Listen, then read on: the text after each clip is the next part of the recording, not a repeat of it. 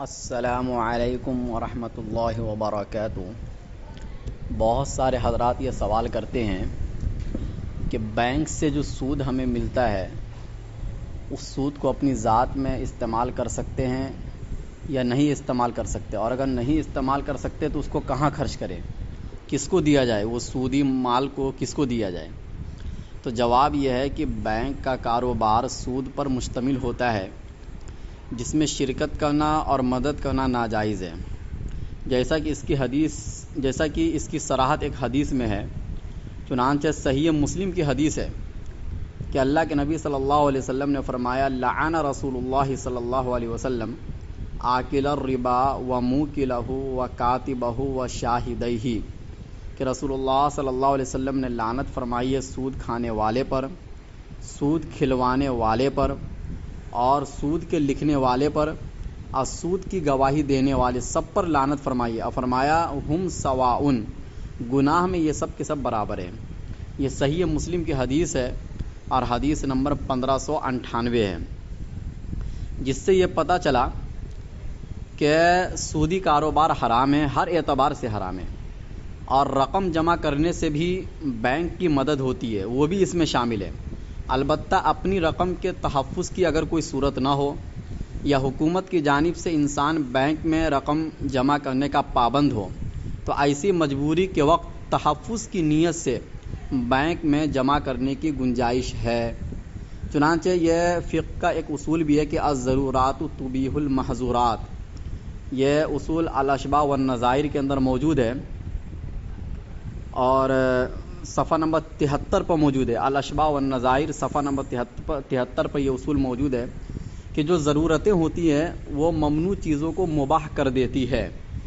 لہٰذا اس پر ملنے والا سود قطعی حرام ہے، اپنے استعمال میں لانا جائز نہیں ہے۔ ایسے حرام مال کا اول حکم تو یہ ہے کہ اصل مالک کو لوٹا دیا جائے، لہٰذا بینک سے سود کی رقم نکالنا ہی جائز نہیں ہونا چاہیے۔ لیکن جب یہ تحقیق ہوئی کہ اس طرح کی رقموں کو اسلام کے خلاف چیزوں کی ترویج و تعمیر میں خرچ کیا جاتا ہے تو علماء کرام نے مجبوراً اس کے نکال لینے کا حکم کیا،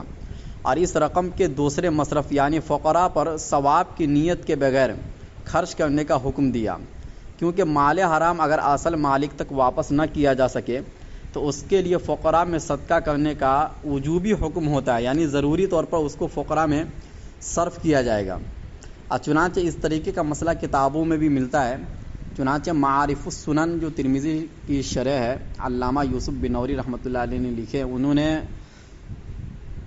جلد نمبر 1 صفحہ نمبر 34 پر یہ مسئلہ لکھا ہے کہ قال شیخنا ویستفاد من کتب فقہائنا کالہدایۃ وغیرہا، کہ ہمارے شیخ رحمہ اللہ نے فرمایا، اور یہ مسئلہ ہدایہ وغیرہ سے لیا گیا ہے،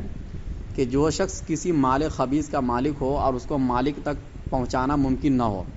تو اس کا راستہ یہ ہے کہ فقراء پر اس کو صدقہ کر دیا جائے، اور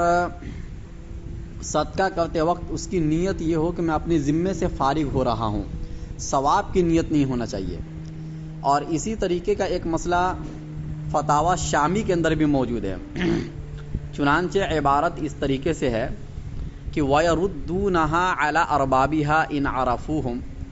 کہ ایسے پیسوں کو لوٹا دے اس کے مالک کو اگر اس کے مالک کو جانتا ہو، وَإِلَّا تَصَدَّقُوا بِهَا، ورنہ تو اس پیسے کا صدقہ کر دے، لِأَنَّ سَبِيلَ الْكَسْبِ الْخَبِيثِ التَّصَدُّقُ إِذَا تَعَذَّرَ الرَّدُّ عَلَىٰ صَاحِبِهِ، اس لیے کہ مال خبیث کا راستہ صدقہ ہی کرنا ہوتا ہے جب مالک تک پہنچانا مشکل ہو جائے۔ اور یہ فتاوی شامی جلد نمبر 6 صفحہ نمبر 385 پر یہ مسئلہ موجود ہے۔ تو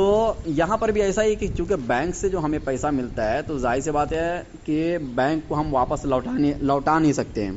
کیونکہ ہمیں معلوم پڑا دوسرے ذریعے سے کہ بینک اس پیسے کو ہمارے خلاف ہی استعمال کرتی ہے اور اسلام کے خلاف وہ استعمال کرتی ہے، تو اس لیے اس پیسے کو لے لیا جائے، اور مسلمانوں میں جو غریب لوگ ہیں ان غریبوں پر ان پیسوں کو صدقہ کر دیا جائے ثواب کی نیت کے بغیر۔ واللہ اعلم بالصواب۔